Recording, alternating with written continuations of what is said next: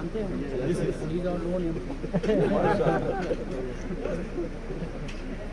और आप बिल्कुल तो जानते ही होंगे वेरी गुड मैन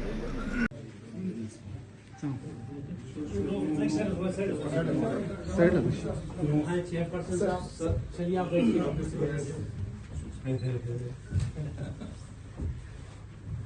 आपकी कुर्सी हुआ है ना उसमें बैठिए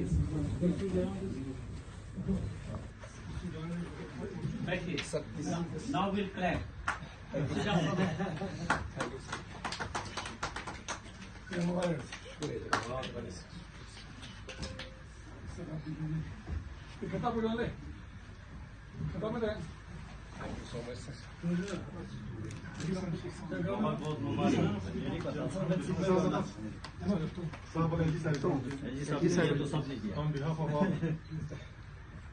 एपी साहब ने भी देना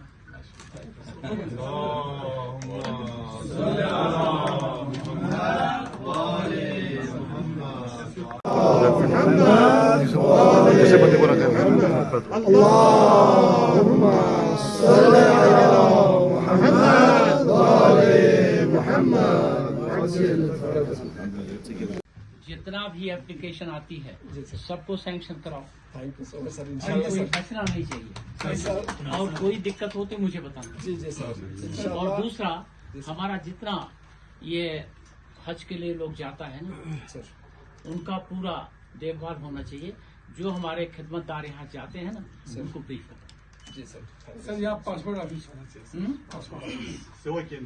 पासपोर्ट सेवा केंद्र सर यहाँ पर वो मैं कोशिश करूंगा मुझे उम्मीद है कि हम वहाँ कैंप लगा देंगे नहीं कैंप तो होता है सर लेकिन किसी वक्त बीच में कैंप में भी बहुत प्रॉब्लम अभी किसी रिव्यू हो जाता है उम्रा के लिए भी जाना है उम्रा के लिए जाना होता है मैं कोशिश करूंगा पासपोर्ट सेवा केंद्र होना कोशिश मैं करूंगा हमारे हाथ में नहीं है लेकिन हमको लोग वहाँ पर दिल्ली में हमारी काफी इज्जत करते हैं तो शायद हो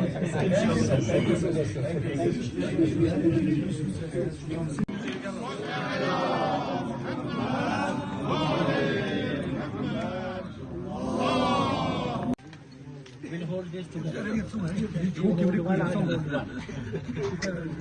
I hold this.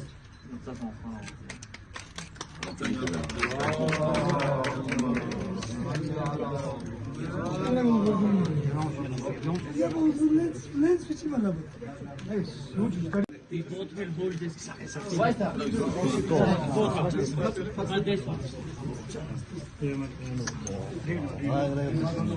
दो लेन चल रहा है आप आइए we'll hold here. We'll hold here. You hold one, I'll hold.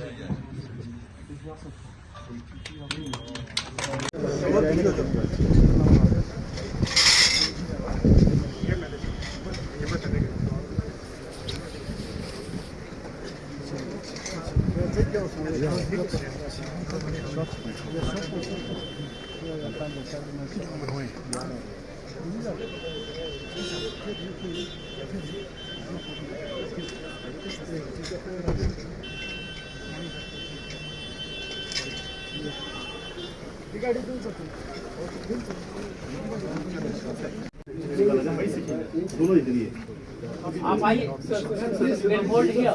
We'll hold here. You hold one, I'll hold one.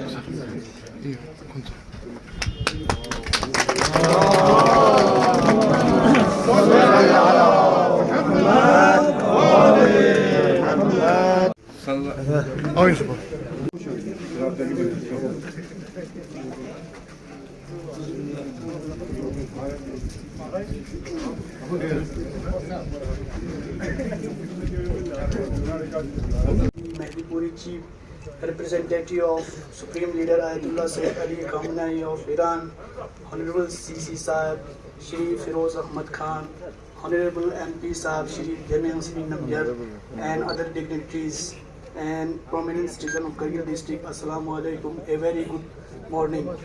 Today we are very much glad for the opening of Hajj office in Kargil district by the august hand of our Honorable LG Brigadier Dr. B.D. Mishra ji, in presence of Hujjatul Islam wal Muslimin Agha Mehdipuri and other dignitaries. Before start the main function मैं अली मजाज हाजी chairman से गुजारिश करता हूँ कि वो traditional खतब से हमारे मेहमानों को नवाजे। मेहरबानी।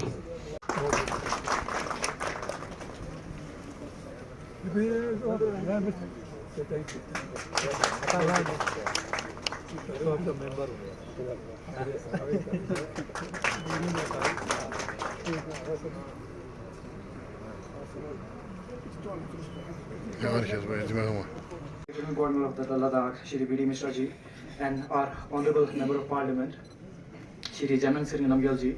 As it is under their guidance and supported, we stand here today witnessing the realization of a dream, the formation of a separate Hajj committee for UT Ladakh. I would also like to express my gratitude to the Honorable Prime Minister, Shri Narendra Modi ji, Honorable Minister of Minority Affairs, Shrimati Zubin Irani ji, Simriti Zubin Irani ji, and the Honorable MP of Ladakh for their unwavering commitment in accepting the applications of all the Hajj aspirants without resorting to a lottery system. This is indeed a historic moment, as for the first time in history, every single applicant has been accepted. I must acknowledge the significant role played by Shri Jameng Singh Namgyal ji, the Member of Parliament, and Shri Muhammad Ali Majaz ji, the Chairperson of the Hajj Committee, in making this possible. This year we received a total of around 480 applications, and I'm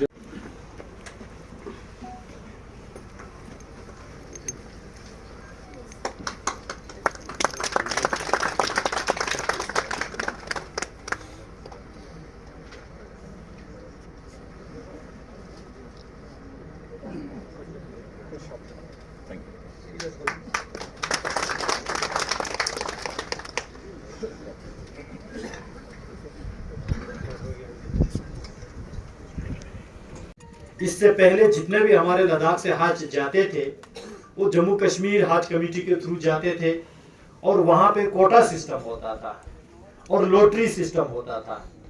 ये कोटा और lottery दोनों के बीच में हमारे बहुत कम लोग जा पाते थे। इस बार हमारे हज कमेटी गठन होने के बाद पहली कुरान पाक के लिए मैं शेख बाकिर से गुजारिश करता हूँ कि वो मंच पे आके फंक्शन का स्टार्ट करें। मेहरबानी शेख बाकिर साहब।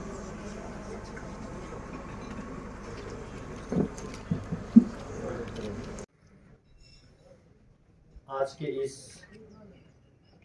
सभा के माननीय मुख्य अतिथि honourable lieutenant governor of UT Ladakh doctor BD Mishra साहब और मेहमान खुसूसी फौजतुल इस्लाम वल मुस्लिमीन आगाए मेहदी मदबपीर साहब और यहाँ पे उपस्थित honourable chairman LHDC Kargil Shri Firoz Ahmad Khan sahab, Haji Anayat Ali sahab, सभी respected officers, honourable executive councillors और यहाँ के इस्लामिया स्कूल के प्रेसिडेंट शेख नजीर साहब, IKMT के नुमाइंदा, अंजुमन साहब ज़मानी नुमाइंदा, लद्दाख कारगिल बुद्धिस्ट एसोसिएशन के प्रेसिडेंट साहब और सभी यहाँ पे उपस्थित honourable councillors and respected guest, मैं सबसे पहले आज के इस शुभ दिवस के लिए हमारे सभी कारगिल के लेह के खुसूसन मुसलमान भाइयों बहनों को बहुत बहुत बधाई देना चाहूँगा, क्योंकि इतिहास में लद्दाख में हज कमेटी पहली बार बनने के बाद आज हमारे पास एक ऑफिस जिसका हेडक्वार्टर हमने कमिटमेंट किया था कारगिल के लोगों के साथ कि हेडक्वार्टर इसका कारगिल में रहेगा, क्योंकि हज जाने वाला मुसलमान सबसे ज्यादा जो है कारगिल में बसते हैं और इसीलिए इसका हेडक्वार्टर कारगिल में होना चाहिए और इसका एक नोडल ऑफिसर लेह में भी रहेगा और वहां के लोगों को भी बराबर सहूलियत देने की हम पूरा कोशिश करेंगे। मैं Chief Representative of Supreme Leader of Iran in India, Honorable CC Hajjat Ahmad Khan Sahab, Honorable Executive Councillors, Honorable Member of Parliament, worthy Secretary Ravindra Ji, worthy Deputy Commissioner Santosh Dev Saab, Haji Naik Saab, former Chairman Legislative Council, SP Saab, all the other distinguished guests, Assalamu alaikum, Julai. Today we gather here on this momentous occasion to mark the inauguration of the Hajj Committee Chairperson's Office for the Union Territory of Ladakh. It is indeed a privilege to stand before you as we embark on this new chapter in our region's history.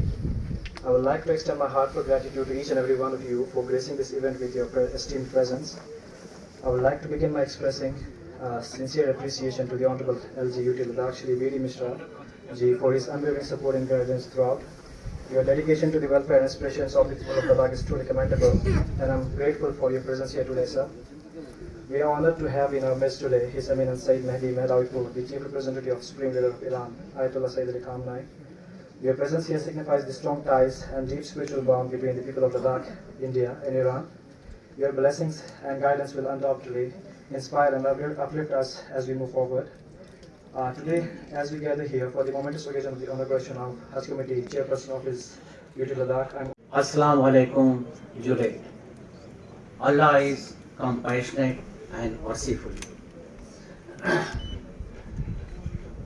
यहाँ पर मौजूद His Eminence Hujatul Islam आगा मेहदी महादवीपुरी जी, जो हमारे chief representative हैं of the supreme leader of Islamic republic of Iran in India, Shri Firoz Ahmad Khan ji, जो हमारे यहाँ पर चीफ एग्जीक्यूटिव काउंसलर हैं, और हमारे लोकप्रिय एमपी नमग्याल साहब, हमारे पीसी सुखदेव साहब, कमिश्नर जो यहाँ पर सीओ हैं LHDC कारगिल के, अनायत अली चौधरी साहब IPS SSP, Shri Mehdi Ali, Shri Mohammad Ali Majaz chairperson Haj committee Ladakh, यहाँ पर पूरे उपस्थित जितने भी हमारे रिलीजियस लीडर हैं, एग्जीक्यूटिव काउंसलर हैं, councillor Shri Mohammad Ali Chandan, Shri Nazir Ahmad, Shri Nazir Hussain, Shri Zahid members of Haj committee, यहाँ पर सभी और उपस्थित गणमान्य व्यक्ति और भाइयों, बहनों और बच्चों, ये हमारे ईमान में, हमारे मजहब में हमारे जो 5 फर्ज हैं, तौहीद, रोज़ा, नमाज, ज़कात और हज, ये हज हमारा जो फ़र्ज है बहुत इम्पोर्टेंट है, बहुत इम्पोर्टेंट है। और हुजूर साहब ने सल्लल्लाहु अलैहि वसल्लम ने उस पर कुछ उस पर कंडीशन भी डाली। तो जो हमारे 2 लास्ट फर्ज हैं, ज़कात और हज, इस पर यह मुकर्रर किया गया, हुजूर साहब से हुक्म है सल्लल्लाहु अलैहि वसल्लम से कि ज़कात आप अपनी पूरी ज़रूरतें जब पूरा कर लें, सब कुछ रख लें, तो जो बचता है उसमें 2.5% आते हैं।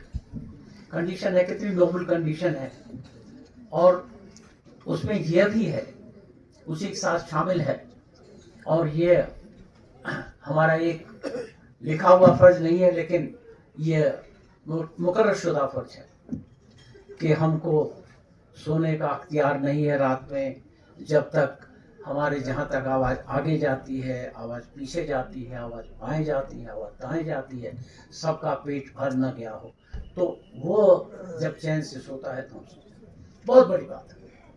उसी तरीके से हज में भी है कि जब हम अपना पूरा फर्ज, पूरा परिवार का, अगल बगल का, रिश्तेदारों का, तब हम निकल जाए। बहुत बड़ी खुशी है कि हमारे यहाँ पर इस बार इतने लोग हज के लिए जा रहे हैं। और जैसा हमारे एमपी साहब ने बताया कि जिन लोगों ने एप्लीकेशन दिया, उन लोगों को सबको उसमें पासपोर्ट मिल गया, जाने का उनको मिल गया। तो ये बहुत बड़ी बात है। मैं समझता हूँ कि जैसा सब लोगों ने बताया, हमारे सीसी साहब बताया, ये पहली बार हो रहा है, और मुझे पूरा यकीन है कि हर बार होगा, हर बार होगा। और जहाँ पर जो बाकी सहूलियतें हैं उसके लिए मैं सीसी साहब साथ हूँ, एमपी साहब के साथ हूँ, वो सहूलियतें वो दिलाई जाएगी।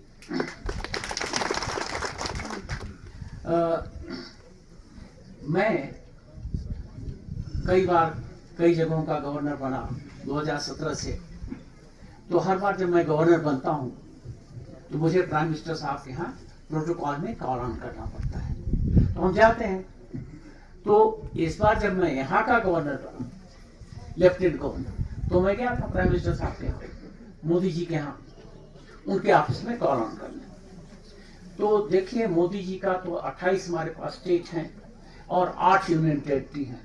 तो हमारा लद्दाख तो एक छोटा सा यूनियन टेरिटरी है, लेकिन उनके दिमाग में इतना वो है कि उन्होंने हमको बताया, उन्होंने कहा भाई देखो, कोरोना जब आया तो पूरा हमारा देश उससे गाफिल हो गया, बड़ी प्रॉब्लम हो गई। तो मैं देश में तो काम कर रहा था और देश में मैंने रिस्क ये लिया कि लोगों ने कहा कि भाई बाहर से वो इंजेक्शन मंगाओ, वो वैक्सीनेशन मंगाओ। मैंने कहा नहीं, हम यही करेंगे। तो ये उन्होंने कहा कि बहुत बड़ी रिस्क थी, मान लो हमारा प्रोजेक्ट वो फेल हो जाए, हमारा वैक्सीनेशन न बनता तो 140 करोड़ लोगों को नुकसान हो जाता। लेकिन उन्होंने कहा कि मैंने, ईश्वर ने मदद किया, अल्लाह ताला की रहमत थी, हमारा वैक्सीनेशन बन गया और सबको दिया। तो उन्होंने कहा उसी वक्त क्या हुआ, अब देखिए उनको याद था, उनके दिमाग में वो भी बात थी। उन्होंने कहा कि मुझे पता लगा कि करगिल से हमारे कुछ भाई ईरान में हैं, वहां पर वो जियारत ले गए थे और वहां पर वो फंस गए हैं और उनको कुछ को कोविड हो गया है। तो उन्होंने कहा कि मैंने एयरफोर्स के चीफ को बुलाया, मैंने कहा कि तुम हवाई जहाज तैयार करो और तुम ईरान जाओ और जितने लोग हैं उनको हवाई जहाज में तुम बैठाओ और है राजधानी, वहां पर आर्मी को हुक्म दिया है कि वो हॉस्पिटल बना दे, वहां ले जाओ, हॉस्पिटल में डालो और जब लोग सब अच्छे हो जाते हैं तब लेके आओ। तो मित्रों, जो हमारे प्राइम मिनिस्टर हैं श्री नरेंद्र मोदी जी, उनको डेवलपमेंट है, सबका ख्याल है और यहां तक है कि हमारे जो लोग बाहर देश में फंसे हुए हैं उनके लिए क्या बंदोबस्त, क्या सहूलियत दी जाए। तो कारगिल हमारे प्राइम मिनिस्टर के, उनके दिमाग में एक खास जगह रखता है, हमको बड़ी खुशी है। मित्रों, इसमें जो हमारे हज के लोग जा रहे हैं तो उसमें हमारे जो मंत्री जी हैं स्मृति ईरानी जी, उनका भी बड़ा हाथ है।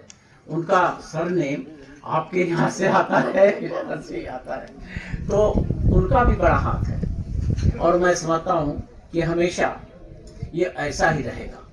और आज मैं हज कमेटी वालों को और जितने लोग हज के लिए जा रहे हैं और आगे लोग भी जो हज उम्रा के लिए भी जाएंगे या अगले साल भी जाएंगे, सबको मैं बहुत मुबारकबाद देना चाहता हूँ और यह भी कहना चाहता हूँ कि उनको किसी तरीके का कोई प्रॉब्लम नहीं होगा और वो लोग सलामत, वो लोग सब जाएंगे, खुशी से जाएंगे, अच्छी तरह से वहाँ अपना हज करेंगे और सलामत से आएंगे।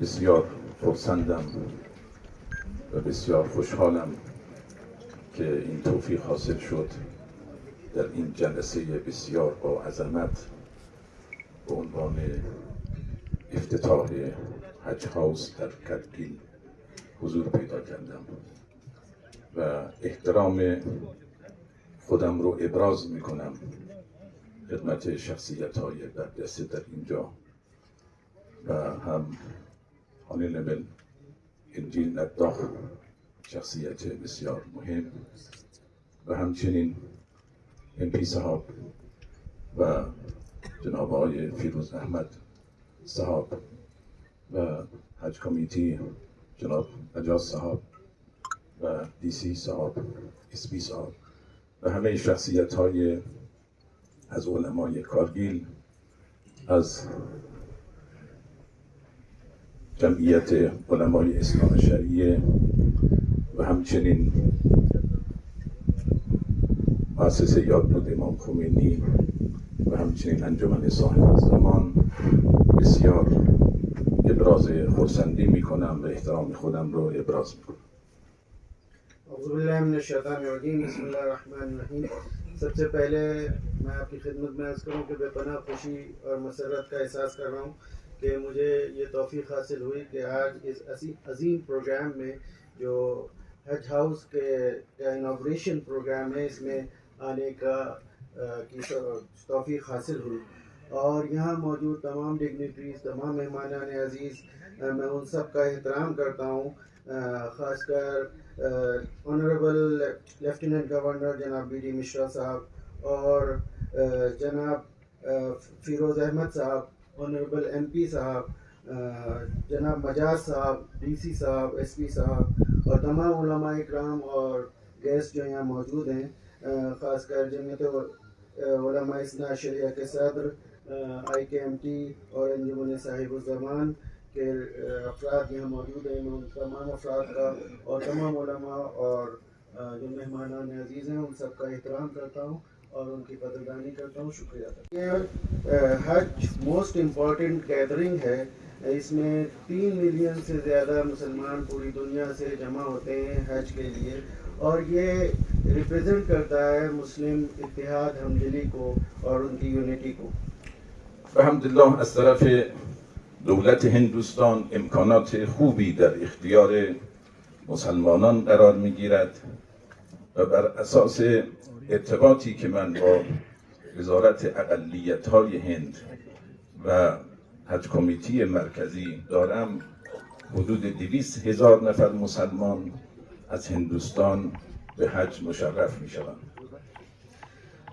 अल्हम्दुलिल्लाह इंडियन गवर्नमेंट की तरफ से मुसलमानों के लिए अच्छी फैसिलिटीज़ और इम्कानात फराहम किए जा रहे हैं और जो मेरा राब्ता और कांटेक्ट सेंट्रल माइनॉरिटी मिनिस्ट्री से और सेंट्रल हज कमेटी से है, उसके एतबार से जो मुझे इल्म हुआ है तकरीबन 2 लाख के करीब हाजी हिंदुस्तान से हज करने के लिए जा रहे हैं و حدود 200,000 نفر مسلمانان هندوستان به زیارت در ایران هر سال میان بر اساس آمار ویزاهایی که برای زیارت داده میشه. और तकरीबन इसी तरह 2 लाख के करीब अफराद हिंदुस्तान से ज़ियारत के लिए तशरीफ़ ले जाते हैं, जैसे कि वीज़ा सेक्शन से हमें पता चला है। ईरान की ज़ियारत के लिए, ईरान में ज़ियारत के लिए हिंदुस्तान से 2 लाख के करीब ज़ायर जाते हैं। الحمدلله یک ارتباط و همکاری خوبی بین ایران و هندوستان در زمینه‌های مختلف وجود داره، از جمله در زمینه مسئله حج و زیارت. अल्हम्दुलिल्लाह हिंदुस्तान और ईरान के दरमियान एक अच्छा तामुल, हमकारी और हमआहंगी है और हज और ज़ियारत उसी में से एक मौजू है जिसके लिए बहुत अच्छा खुशगवार माहौल है और वो फैसिलिटीज़ फराहम की जाती हैं।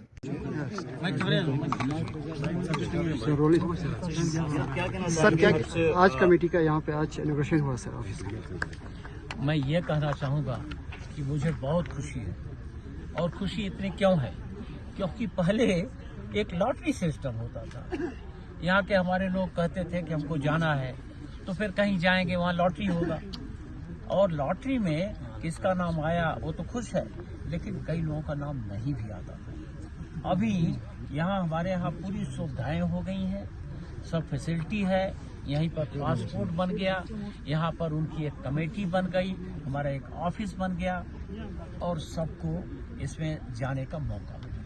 तो ऐसा पहली बार कहीं पूरे हिंदुस्तान में पहली बार हुआ है कि जितने लोगों ने एप्लीकेशन दी किसी भी स्टेट में, 28 स्टेट है, 8 हमारे यहाँ यूनियन टेरिटरी है, कि जितने लोगों ने एप्लीकेशन दिया सब जा रहे हैं। तो इससे बड़ी खुशी क्या हो, हमको बहुत खुशी है। सर पासपोर्ट ऑफिस को लेकर जो दिनीना मांग है इसको लेकर क्या कहना चाहेंगे? देखिए ऐसा है कि मैं इसके लिए पूरा भरसक कोशिश करूंगा और मैं समझता हूं कि हमारी बात सुनी जाती है कि वो होगा।